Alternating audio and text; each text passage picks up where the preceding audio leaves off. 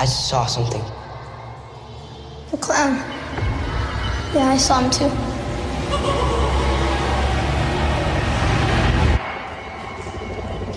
We all float down here. Hey, what's up, guys? It's Johnny. And Amy. And we are here with a special episode for you guys this week. If you can tell probably by the title, this is not the Season 2 13 finale. So we apologize, but we had some issues come up a lot more than we anticipated with the studio. So our time that we normally have to produce the episode has been spent elsewhere with rebuilding with the hurricane that recently hit our area. Yeah, we thought it was just going to be a little bit of studio rebuild, but it ended up turning into everybody's time that's usually poured into making the sound effects and finishing up with the final parts of production was delayed. Luckily, we had most of episode 12 ready to go before the hurricane hit, but 13, no pun intended, did get impacted by Harvey a lot more than we anticipated. But fear not, next Thursday we will have it ready. It'll be in the feed, and you'll get to see, I guess, where Matthew goes into the subterranean. So, you know, I know those sound like excuses, and like most people used to say or still say, excuses like armpits and assholes. Everybody has them, and they usually stink. So let's talk about something that didn't stink. Me and my lovely bride here went and saw It. And just like the rest of the world, we were taken aback by something that wasn't just a horror movie or a remake of a childhood traumatizing series. So we're going to just go over briefly a couple of things that we really liked about the movie and share our thoughts on it. Maybe talk a little bit about how it's influenced me over the years and my writing for what you guys enjoy on this feed. So what was your overall impressions of it, Amy? Well, going into it, the original TV miniseries, I actually did not see until a couple of months before it was actually, I guess the new one in the movie theaters was released. I didn't see it as a kid, so I wasn't traumatized. I didn't read the books. So I actually laughed during just about all of it. The original wasn't scary or anything like that. Laughed during the original miniseries or during the movie? During the original miniseries. Oh, okay, yeah, definitely. I was like, I don't understand why this is so scary. So, yeah, to put a twist on that, so I'm the one was like, oh, before this movie comes out this fall, you got to see this miniseries.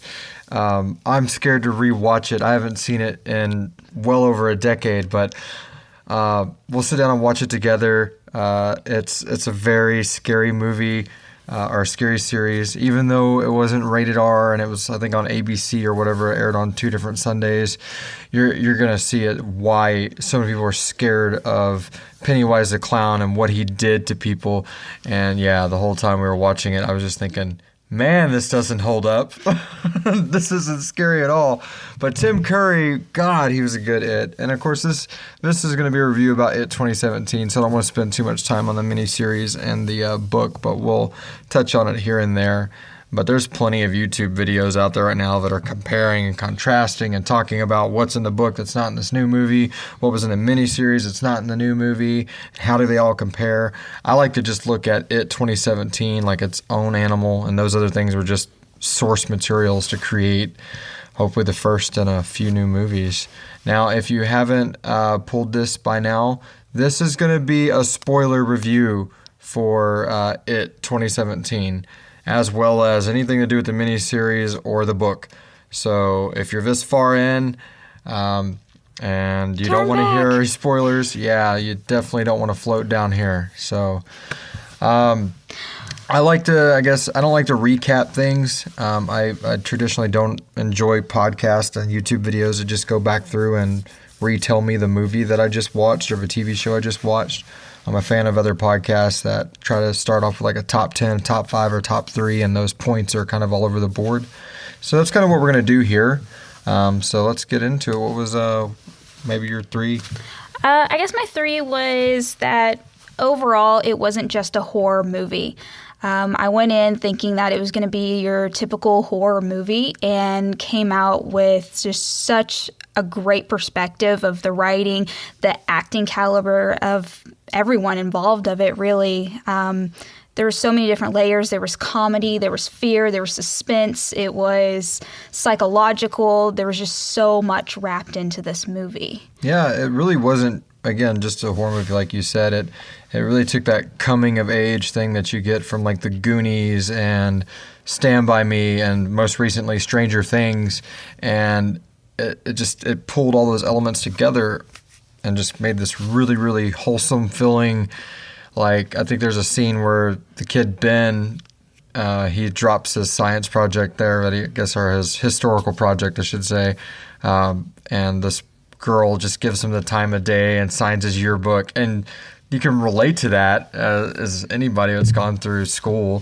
So it was that was kind of a very heart-filled moment, and you see scenes like that amidst the terror that you've already seen before that point in the movie, and it just it grounds you in the realism of it all. You really feel like this cast of kids is relatable and that they're real. They're just really good actors, definitely. What was your number 3? Mine had to, I guess, do with the kids as well. So I guess playing off that was the humor of them, specifically. What's his name? Richie? Richie, yeah, the kid from Stranger Things who manages to not be the boy from Stranger Things other than looks. So that was really cool. He's more of the timid but trying to find out what's going on in his little town in that series. And in this, he's the naysayer. I don't know what's wrong with y'all. You know, you guys seeing Eddie's mom's vagina's blood all over and things like his comments. I'll show you a staph infection, grabbing his crotch. I mean, it's just out there. But we all, knew a kid like that growing up. That was just foul mouthed and dropped the cuss word. I mean, all of these kids cuss a lot, which I did that a lot when I was a kid in that age when I wasn't around my parents and was just with my friends and wasn't near any adults. So it was kind of cool to see this group of kids on their bicycles doing the same thing that I sometimes did myself. So the humor that came out of the kids, I mean, even Eddie, how he would snap back a lot of times at Richie and things like that. I mean, just the wittiness between them, even intense moments. But yeah, I would say my number 3 was definitely the adult humor that came out of the kids. I guess that relates into my number 2, which is just the kids acting in general. I was really, really shocked to have a cast full of basically just children, and how well they handled all of these situations and how true they stayed to, I think, actual childhood. Yep. And how children really act. And I think one that's not really brought up a lot is, I don't know his actual name, but Georgie. He was so adorable. But I think even he did a great job. I mean, he had to play this little innocent kid and who's just chasing his boat down, to being terrified, to being the creepy little kid for his brother. But they all did just such a fantastic job. I think every one of them at some point or time you could relate to as yourself in childhood and adolescence and trying to figure things out. And it catches you off guard because you go into this film thinking it. I mean, the same in the movie. Even though you see the kids in the trailer, you knew there were kids in the book and the miniseries, so it had to be kids. But you're all going in there wondering, how is this clown going to measure up? Is he going to be better than Tim Curry was? Is Bill Skarsgård going to bring it home as it? And thinking, how scary is this clown going to be? And that elements are definitely there, and we talk about that later. But the kids just come out of left field and catch you completely off guard on. They are way more the movie than the clown is to me. Like, coming out of it, I mean, the clown, Pennywise puts off those elements of fear, but without their reactions and without you knowing kind of who they are and their background going into those situations, it would just be a jump scare movie. And that's not what this is at all. It's definitely fantasy to me meets sci-fi meets horror meets coming of age, all blended together perfectly. So is that all for your number 2? Or? Yeah. Okay, so my number 2 was not a wasted scene at all. Throughout this film, I've seen it twice now, and going back and watching some other people analyze that, really hammers home on just you can catch something on every frame. Every word of dialogue has its point. There's never a time where you're, looking at your watch or kind of hitting the side button on your phone, like, what am I doing? What is this part of the movie sucks? We've all been in some big budget movies before and still have those moments of lull. There's not in this. Nothing's wasted. If the kids aren't being attacked by the clown or something horrific isn't happening to them, you still get some sort of essence. You're learning about either the backstory of Derry, the town. You're finding out about how twisted these adults are in the town. Something is just there. I noticed towards the end of the movie, we saw in the I guess that's a big dairy silo thing. I don't know what it is, but the center of the town it's what Ben had as his diorama for history class that we talked about earlier. They show them riding past that, and I think Bill looks up and you see the American flag, which kind of brings home that wholesome American town feel, and you see like an eagle like fly off to the corner of it, and that didn't have to be there. I mean, I'm sure it was CG, or maybe it was just caught in the shot. I don't know. I mean, that whole thing might be CG. And with the flawless transitioning between CG and what's real, you can't really discern it in this movie, which really makes it feel that much more creepy. Because when he's running out of the water, shaking at people and things like that, and seeing an eagle off in the corner of the frame, it's hard to tell what is CGI and what's not in this film, and no scene is wasted. No dialogue is wasted. If the kids are together and they're not being attacked by the clown, you're learning more about their fears or what the clown is going to be using later against them, or what them figuring out and unraveling it. I think you see what like Beverly's home life and things like that, because that plays into her fear. But we don't ever really see Ben's parents, because there's nothing to do with this fear. So that's kind of cool that you're not going to get all this massive backstory of things you don't need if it's not there. So that's pretty much my number 2, not a wasted scene. Well, going off of that, there's a lot of like foreshadowing and pieces in other scenes that make sense. Like with Georgie, how he uses like the circus and stuff, and that iconic pop pop pop. But anyway, when we see Bill go into his bedroom, he has circus themes on the wallpaper and things like that, and you're like, oh, he does know these kids, and he can like really get into their fear. And that scene alone with Pennywise and him in the gutter, that opening scene where he just looks like he's like completely like high off of, Georgie's fear, is to me probably his scariest moment of the movie.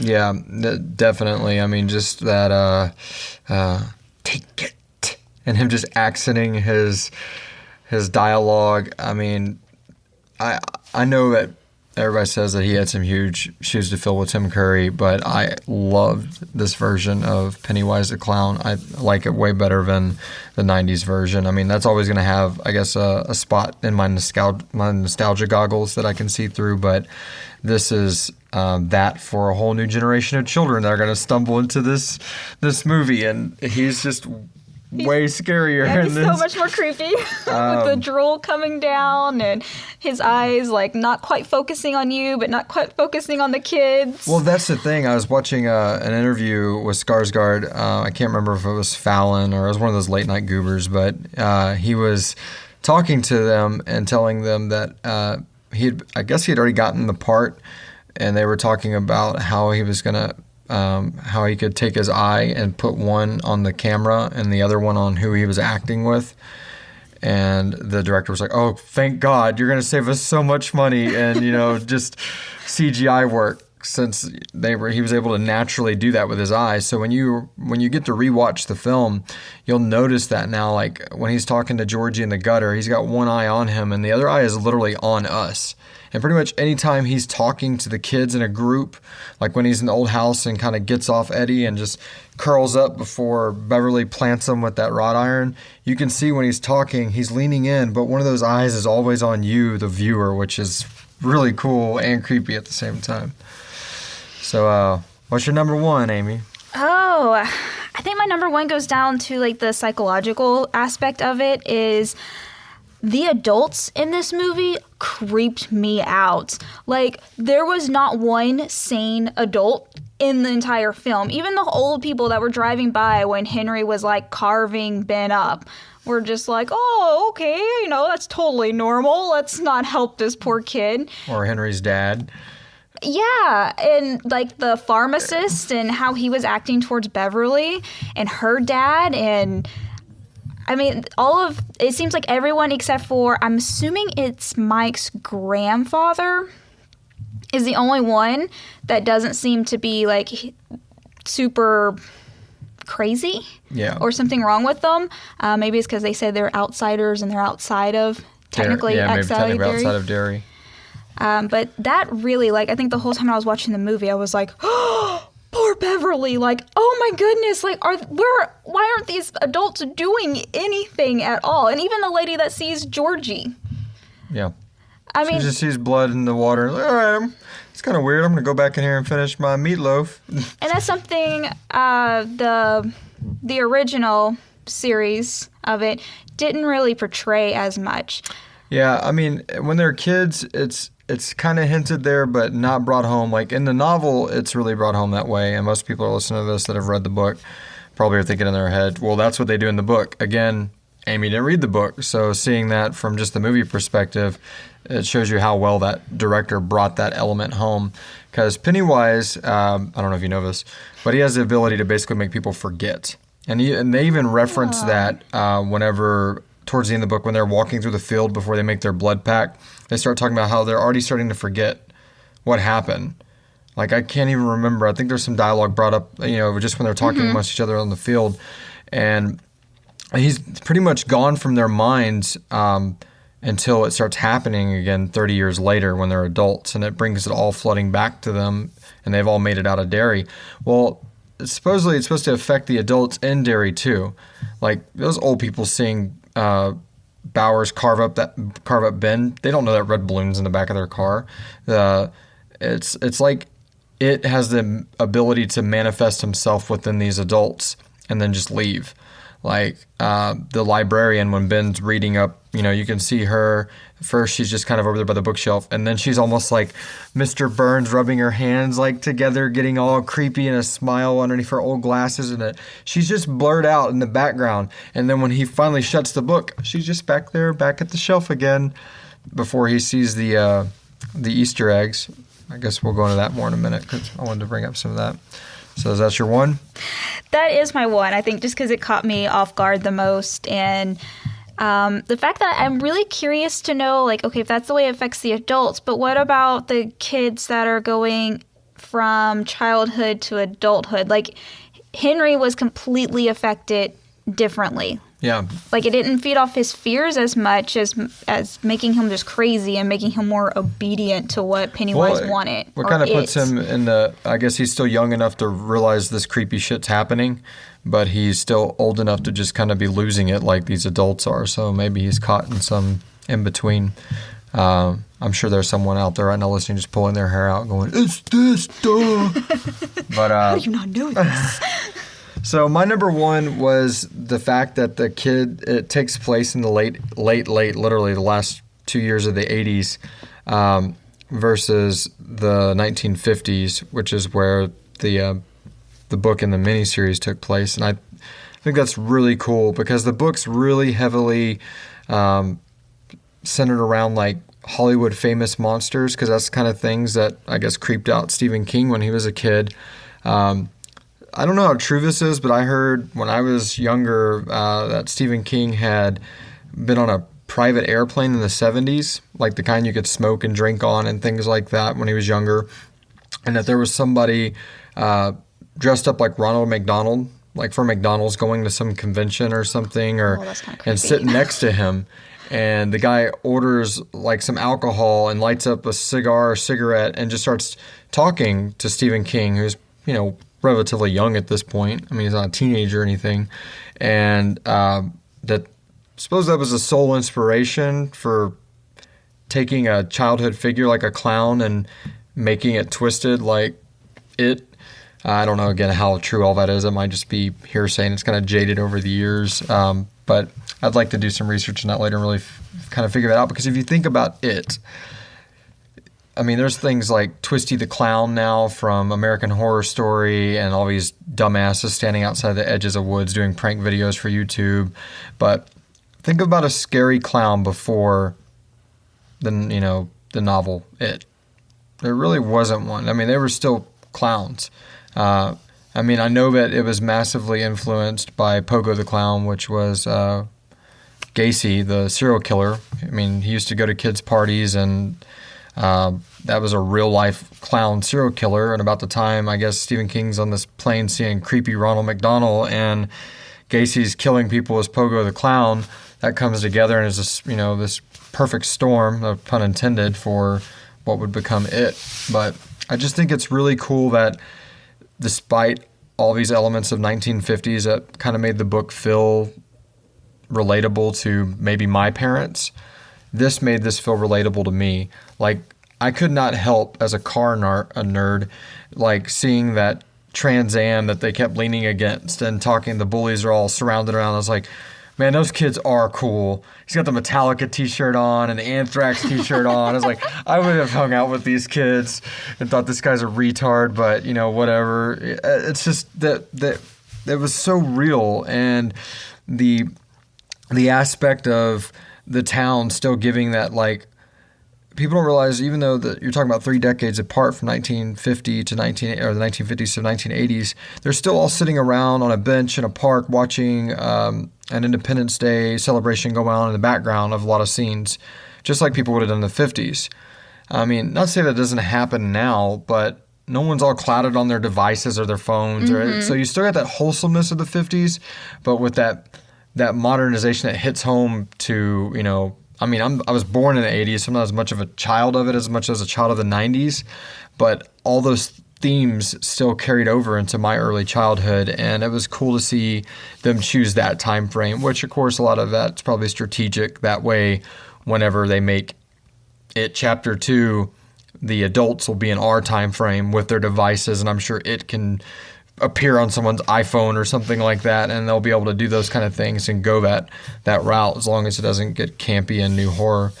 So that was my number one, just I enjoyed the atmosphere of the movie, not just the fact that no scene was wasted, but the way that the scenes were set in that time frame so well. Well, there's an interview with the Losers Club, and they're talking about how, like, man, the kids of the 80s were so much cooler than us. Like, I actually use my phone less now after we're done filming this, because we weren't able to, do any of that. And they were saying how they were really immersing themselves into the whole 80s culture. Like, they made their own, like, playlist. Like, one was more like poppy 80s music, one did more like rock 80s music from the time, like the Richie, that's what he did. So that's cool. They really immersed themselves into the 80s culture, and they're all like coming out like, man, we never go out in the woods and just explore. Like, everyone has their phones now. Yep. So yeah, and it's cool because, I mean, and that 80s element was just perfect. Again, that's why it's my number one, because if it would have just been like, ba ba da ba da ba da da, milkshake, little side cafe 1950s thing. Not to say, I mean, the miniseries really didn't go there with that either, but it was just so well placed, so well timed. Dialogue was so perfect. Some little Easter eggs that I did pick up on, though. Literally, there were Easter eggs in the film, so that's kind of funny, smoking ones. Whenever Bill goes into Georgie's room, he picks up a Lego turtle.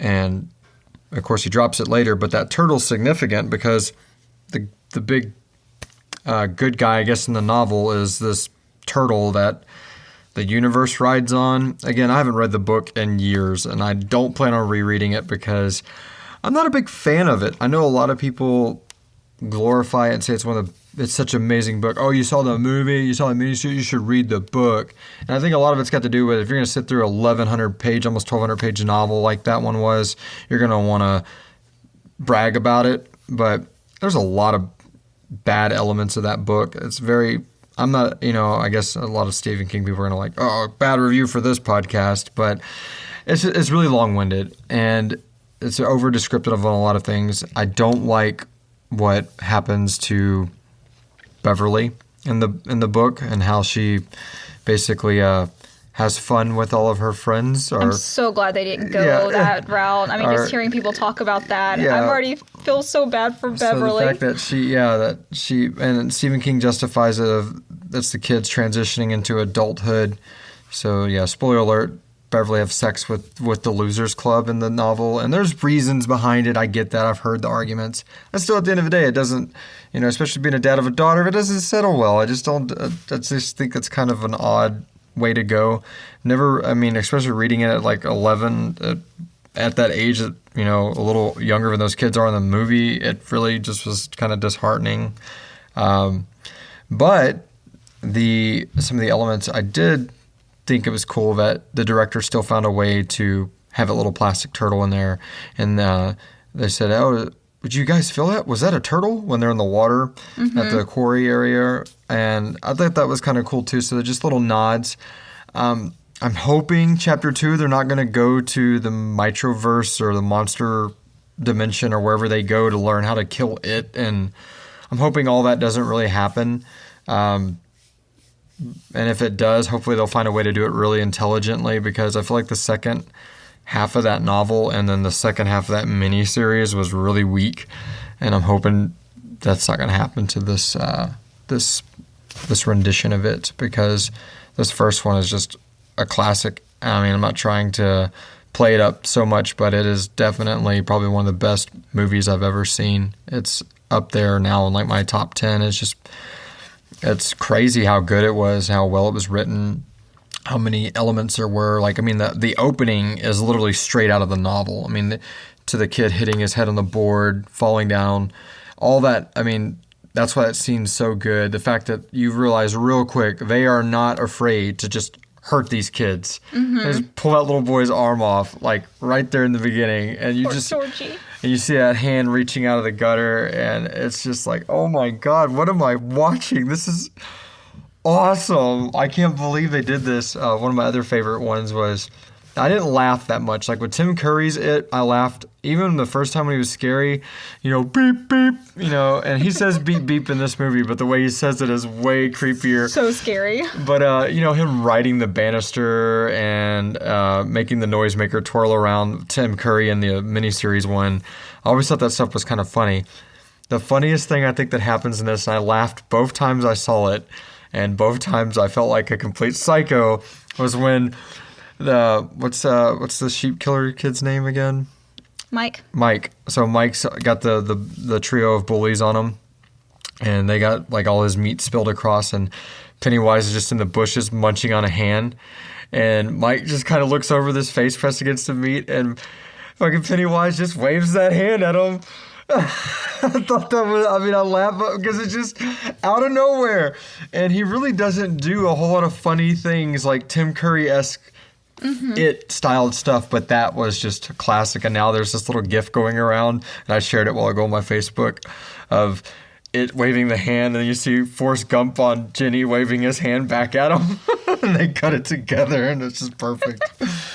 So I love that it's just already adapting and just becoming this cultural phenomenon, and it should be. And hopefully it gets all the accolades and the money it needs to become a really good, trilogy or 4 movies or something like that, because I think that the acting caliber and the cinematography and the special effects and the amazing villain and just the whole cast and crew is just a way, if they can make another one or 2 or 3 like this, it's going to be crazy, an unstoppable force in this genre. Yeah, I mean, he almost had to drag me to the theater because I was not feeling the original, but I want to see it again. I feel like there's things that every time you watch it, you can find something different. I almost feel like, man, we're back in English class and I need to go through and find all of the foreshadowing and playing up, because there's just so many great elements, and us as writers ourselves, there's so much that we can take from it, and I definitely would recommend the movie. I would see it multiple times. Yeah, I mean, it's amazing. We're working on a standalone episode for season 3, and I'm not going to spoil any of it here for you, but it's basically about a circus, and this has been in the works now in the writing room for about a year, so it's kind of cool that we got to see the trailer for it, and now the movie, and revisit that, because when we were talking about it in the writer's room and talking about a possible, clown antagonist and all that, it's like, well, how can you do that? People are just going to see it as another Twisty the Clown or It or something like that. And of course, we always got our own creative spin to put on things, but it's so cool to just be able to, take that next step. I mean, you think about something as iconic as like Bram Stoker's Dracula, and then what people have done with vampires from that point. Now you got Stephen King's psycho kid murdering clown, and what people have done with it from that point. So keep an eye out for that in the 2018 season 3. There should be a Bravo Brothers circus coming, so we'll see. But thanks again for, hopefully understanding where we are. Our community is important to us. Our day jobs are unfortunately required to keep all this functioning, and there was a lot of damage on a lot of sides on everyone in the production. I think I'd said in a last episode or some videos online, we all personally, our homes made it through pretty well, suffered a little damage to the studio, but a lot of our jobs weren't so fortunate, and we just had to do a lot of rebuilding and stuff like that. And I'm not going to sit here and over apologize, but it's hard because I'm a stickler for our schedule of our every Thursday release, because I'm a podcast fan and I listen to a ton of podcasts on the Apple Podcast app, and I hate it when I go to click on one and it's not there. So I wanted something in here for you guys. Hopefully y'all enjoyed this. Share it with your friends. Again, go to Apple Podcast and rate and review us, Stitcher, Google, and thanks for listening. And I guess we're going to see you next week. Thanks, guys.